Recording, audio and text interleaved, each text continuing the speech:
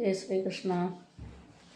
ഗീതാ പരിവാറിൻ്റെ അണ്ടറിൽ നടത്തുന്ന ഗീത ഒളിമ്പ്യാഡ് എന്ന് പറഞ്ഞ വിജ്ഞാനവും വിനോദപ്രദവുമായിട്ടുള്ള ഒരു പരിപാടിയെക്കുറിച്ചാണ് ഞാൻ പറയുന്നത്. അതിലിപ്പോൾ 28ലധികം ആക്ടിവിറ്റീസാണ് അതിലുള്ളത്.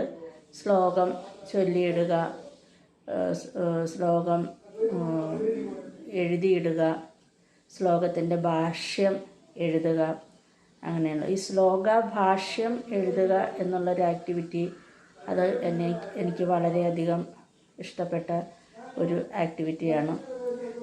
അത് ഒരു ശ്ലോകം തരും, അതിൻ്റെ ഭാഷ്യം അർത്ഥം എഴുതി അതിൻ്റെ ജീവിത മൂല്യം എല്ലാം ചേർത്ത് എഴുതിയിടുന്നതിന് 100 സ്കോർ കിട്ടും.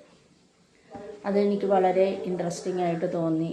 നമ്മൾ ഗീതയുടെ ആഴങ്ങളിലേക്ക് ഇറങ്ങിച്ചെല്ലാൻ ഓരോ ശ്ലോകവും അതിൻ്റെ ഭാഷ്യം എഴുതാനായിട്ട് ഇട്ട് തരുമ്പോൾ നമ്മളതിനെ ഡീപ്പായിട്ട് പഠിക്കുവാനും അറിയുവാനും ശ്രമിക്കും.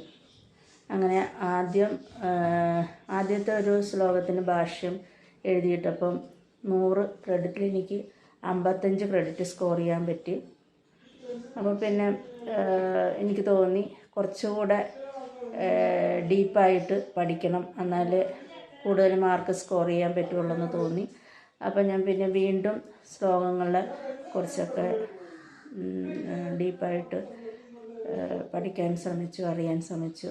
അത് വളരെ ഇൻട്രസ്റ്റിംഗ് ആണ്. നമുക്ക് വിജ്ഞാനവും കൂടും, വിനോദവുമാണ്. സ്കോർ കിട്ടുമ്പോൾ നമുക്കൊരു വീണ്ടും ഇൻട്രസ്റ്റും തോന്നും.